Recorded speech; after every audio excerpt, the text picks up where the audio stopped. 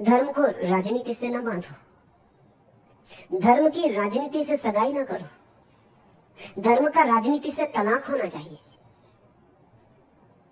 ये सगाई बड़ी महंगी पड़ी, इसमें राजनीति छाती पे चढ़ गई और धर्म धूल धूसरित हो गया।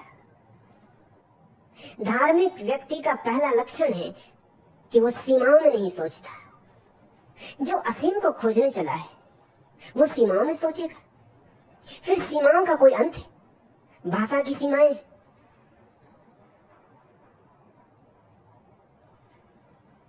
रंग की सीमाएं,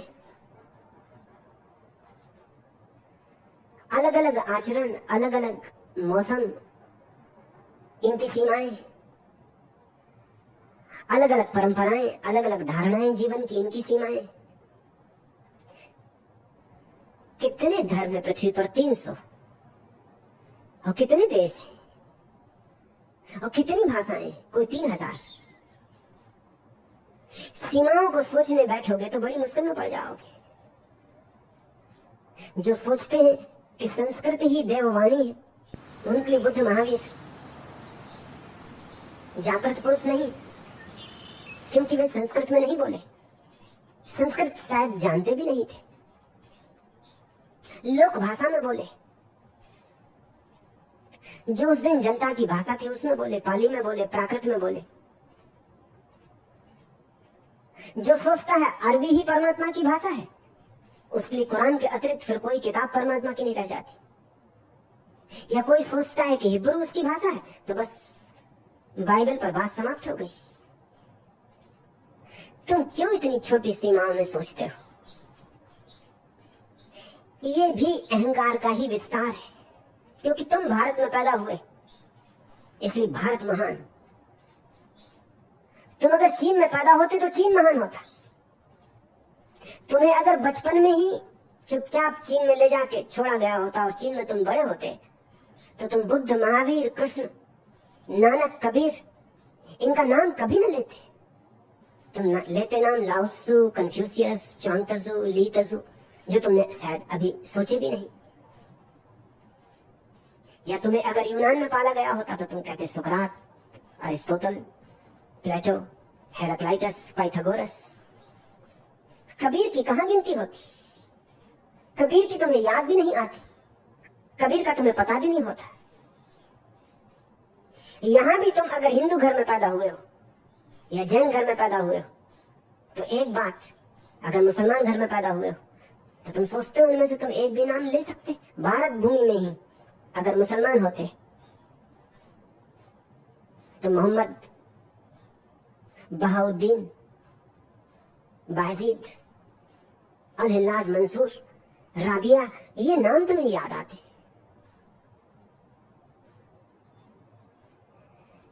ये सिर्फ हमारी सीमाएं, इन सीमाओं को तुम सत्य पर मत थोपो।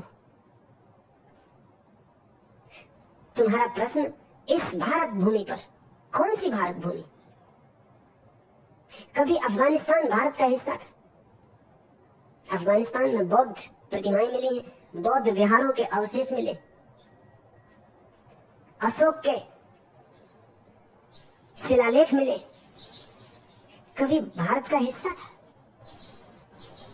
अब तो भारत का हिस्सा नहीं।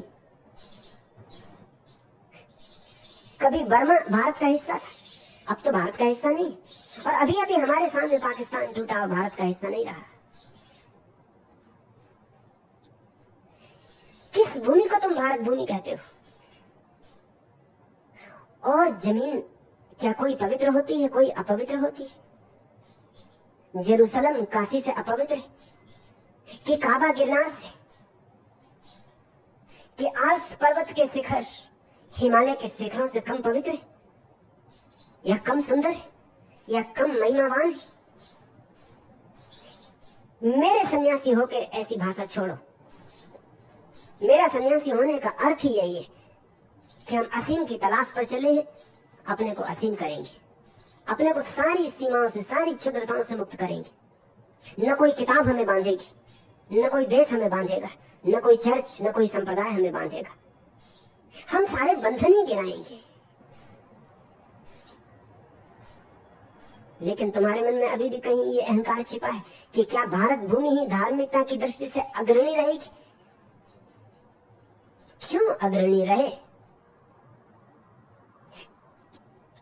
अग्रणी होने की भाषा में महत्वाकांक्षा है। जैसे धन तो मैं सबसे पहले होना चाहिए, पद तो मैं सबसे आगे। और जीसस ने कहा है धन है वे जो अंतिम है, क्योंकि परमात्मा के राज्य में वे ही प्रथम होंगे। और अभागे हैं वे जो प्रथम होने की चेष्टा में लगे, क्योंकि परमात्मा के राज्य में उनकी गिनती अंतिम होगी। विनम्रता निरअहंकारिता गुण है। मगर एक मजे की बात है, जब तुम निरअहंकारिता व्यक्तिगत रूप से अपने जीवन में लाते हो तो लोग तुम्हें सम्मानित करते हैं। यही निरअहंकारिता तुम अपने धर्म के संबंध में, अपने देश के संबंध में, अपनी भाषा के संबंध में लाओ तो लोग अपमानित करेंगे, लोग कहेंगे देशद्रोही हो। अगर तुम कहते हो कि मैं तो कुछ भी नहीं, आपके चरणों की धूल, ठीक, लेकिन अगर तुम कहो कि भारत भूमि कुछ भी नहीं, आपके चरणों की धूल है, झगड़ा खड़ा हो जाएगा।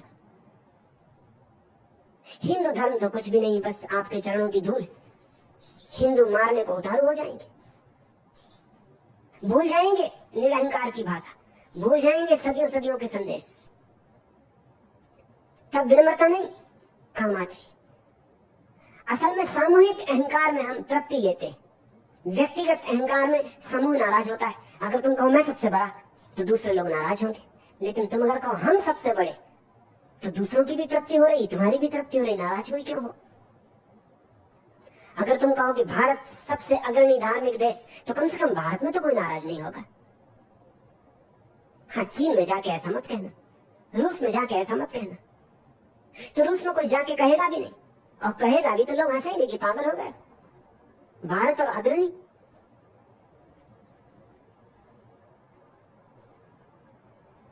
मैंने सुना है कि सिसिली एक छोटा सा द्वीप है, उस द्वीप का राजदूत चीन गया। इतना छोटा द्वीप है कि चीन के सामने उसकी तो कहीं कोई गिनती ही नहीं। लेकिन सिसिली के सम्राट ने अपने राजदूत को कहा कि कुछ बातें ख्याल रखना। चीन के लोगों को यह भ्रम है कि उनका देश दुनिया का सबसे बड़ा देश है। तो अगर कोई वहां तुमसे ये कहे कि चीन सबसे बड़ा देश है तो चुपचाप स्वीकार कर लेना। मत कहना कि सिसिली सबसे बड़ा देश है, क्योंकि वो लोग नहीं समझ सकेंगे सिसिली की कहां गणना है। चीन अगर हिमालय पर्वत है तो सिसिली कोई छोटा मोटा टीला भी नहीं। अगर चीन महासागर है तो सिसिली कोई छोटी मोटी तलैया भी नहीं। लेकिन सिसिली में रहने वाले लोग तो यही मानते हैं कि उनके देश से महान और कौन। हमें अपनी मूर्खताएं दिखाई नहीं पड़ती। जब अंग्रेज पहली दफा चीन गए तो वो बड़े हैरान हुए। चीनियों को देखकर उन्हें भरोसा ही ना आया कि ये भी आदमी। पहले यात्रियों ने अपने संस्मरणों में लिखा है कि चीनियों को देख के हमें पहली दफा हैरानी हुई कि इनको आदमी कहे या कुछ और नाम दे। नाक चपटी, मुंह की हड्डियां उभरी हुई, और दाढ़ी के नाम पर इतने बाल की अंगुलियों पर गिन लो।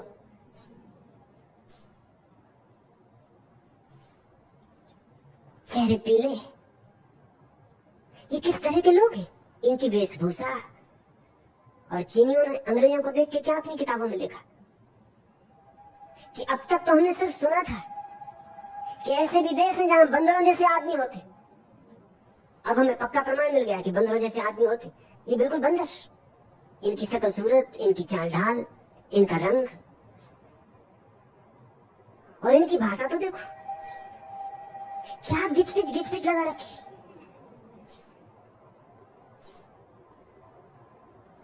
और चीनियों की भाषा,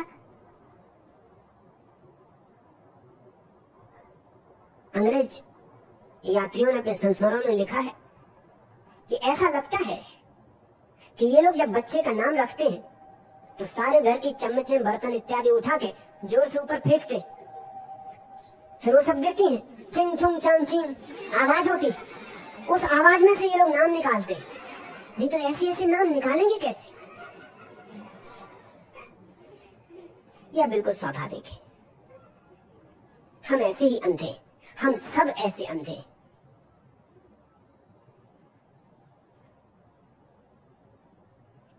हमारे अंधेपन की बड़ी प्रगाढ़ता है, बड़ी सघनता है। सन्यासी को यह अंधापन तोड़ना पड़े। यह दुनिया प्यारी है क्योंकि यहाँ भिन्न भिन्न लोग, वैविध्य, विविधता में रस है, विविधता में आनंद है। लेकिन हम एक दूसरे को बर्दाश्त नहीं कर पाते क्योंकि एक दूसरे को देखकर हमें अड़चन होती है। फिर हमारी स्थिति क्या है? हम कहां? हम सदा इसी हिसाब में लगे रहते हैं कि क्यों में कौन आगे खड़ा है। यहां क्यों है ही नहीं, वर्तुलाकार लोग खड़े, सब सबके आगे, सब सबके पीछे। चक्कर में खड़े होकर देखो कौन किसके आगे? कोई ना कोई आगे है, कोई ना कोई पीछे। पीछे की तरफ देखो तो सब तुम्हारे पीछे, आगे की तरफ देखो तो सब तुम्हारे आगे। ये पृथ्वी गोल है और हम वर्तुलाकार खड़े।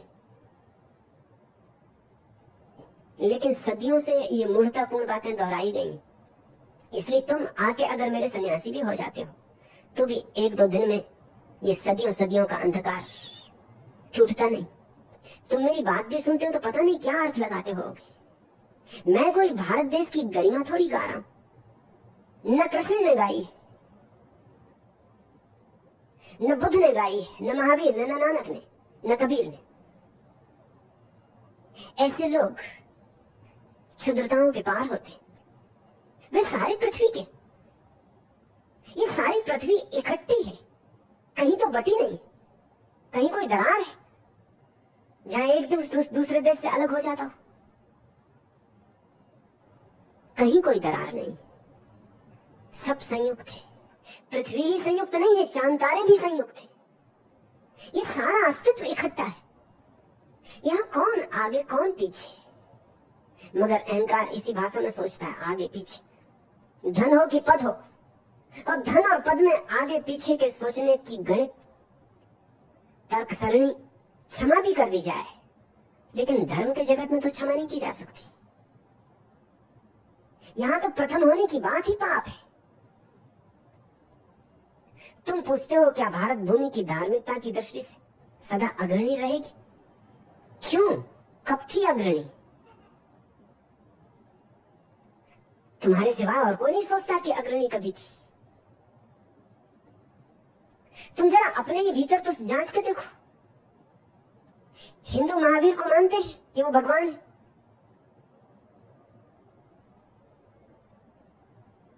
जैन बुद्ध को मानते हैं कि वो भगवान है। कि बौद्ध कृष्ण को मानते हैं कि वो भगवान है।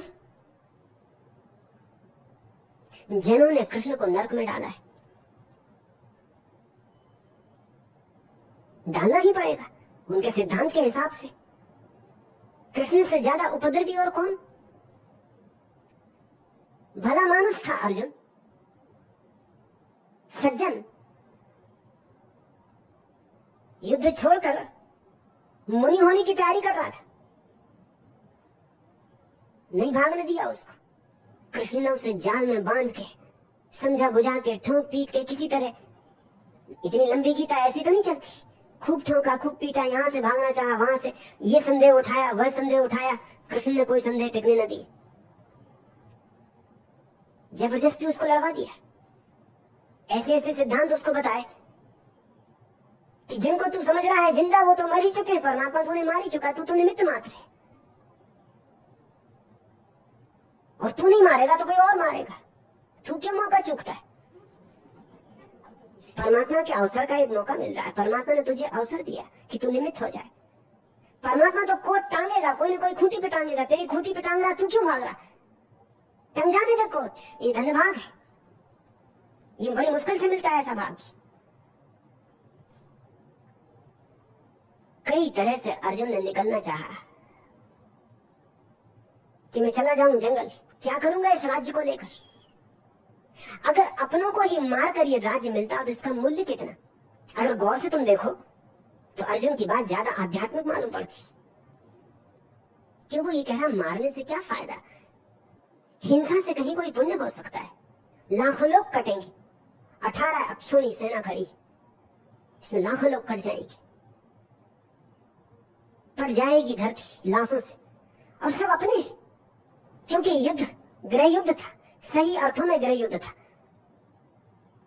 आधे आधे पट गए थे, खुद कृष्ण अर्जुन की तरफ थे, उनकी फौज विपरीत लड़ रही थी। भाई इस तरफ थे, चचेरे भाई उस तरफ थे, मामा यहाँ थे, फूफा वहां थे, बचपन के मित्र बट गए थे, क्योंकि सब साथ बड़े हुए, साथ पढ़े। भीष्म पितामह उस तरफ थे, जिनके सदा चरण छुए, आज उनकी छाती पर गांडीव लेकर हमला करने चलना पड़ेगा। द्रोणाचार्य उस तरफ थे, जिनसे धनुर्विद्या सीखी, जिनसे सीखी धनुर्विद्या, उन्हीं की छाती में तीर भोंक देंगे, छुरा भोंक देंगे। गुरु हत्या से बड़ी हत्या दुनिया में कहीं नहीं है कोई और। अगर तुम गौर से देखो तो लगता है अर्जुन ठीक ही तो कह रहा है कि इस युद्ध में रखा क्या है, चलो इन्हीं को भोगने दो, मैं जंगल चला जाता हूं। अगर इनको इसमें रस है तो लेने दो, पड़ा क्या है, 2 दिन की जिंदगी है, जंगल में गुजार लूंगा, नहीं वस्त्र होंगे तो पत्तों से शरीर को ढांक लूंगा। मेरा मन ऊबता है, मेरा मन राजी नहीं होता, लेकिन कृष्ण बड़े तर्क देते और किसी तरह ठोक पीट के राजी कर लेते। अगर पूरी गीता को गौर से देखो तो ऐसा लगता है अर्जुन राजी नहीं होता, राजी किया जाता है। और जब वो राजी होता मालूम भी पड़ता, तब भी ऐसा ही लगता है कि जैसे उसकी बोलती बंद कर दी गई। इतने तर्क दिए कृष्ण ने उसको कि उसने सोचा कि इससे बेहतर है लड़ी लो, अब कब तक ये बकवास जारी रहे। और ये आदमी मानने वाला नहीं, और ये तो पक्का है कि ये आदमी मेधावी है, और इसकी मेधा के सामने मैं टिकूंगा नहीं। मेरे तर्क सब खंडित कर डाले, मेरे संदेह सब काट डाले। तो अर्जुन ने अंत में कहा कि ठीक है, आप ही ठीक कहते, मेरे सब संदेह गिर गए, मजबूरी में अपना गांडीव उठा लिया। युद्ध हुआ, भयंकर हिंसापात हुआ, इतना हिंसापात हुआ कि उस युद्ध के पहले भी इतना बड़ा युद्ध नहीं हुआ था भारत में, उसके बाद भी नहीं हुआ, इसलिए तो उसे महाभारत कहते। फिर सब युद्ध छोटे पड़ गए, आगे के भी और पीछे के भी। जैनों की तो सारी की सारी जीवन दृष्टि अहिंसा पर खड़ी, इसमें अर्जुन ज्यादा अहिंसक मालूम पड़ता है, कृष्ण हिंसक मालूम पड़ते।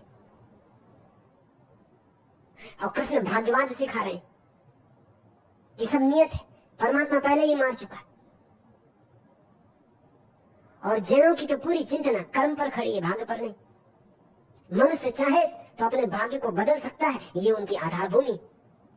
और जैन तो कहते हैं कोई परमात्मा है नहीं जिसने भाग्य लिख दिया हो, जिसने तुम्हारे माथे पर नियति खोद दी हो कि ऐसा ही होगा। तुम जो निर्णय करोगे वही होगा, तुम्हारा निर्णय ही तुम्हारी नियति। तो जैन क्या करे? अर्जुन को साथ में नरक में नहीं डाला है, कृष्ण को साथ में नरक में डाला है। अर्जुन तो निमित्त मात्र है, ठीक ही कहा था कृष्ण ने कि तू निमित्त मात्र है। वो तो कह रहे थे परमात्मा का निमित्त मात्र, जैनों ने कहा कि निमित्त मात्र है कृष्ण का। ये चालबाजी कृष्ण की, ये तो बेचारा केवल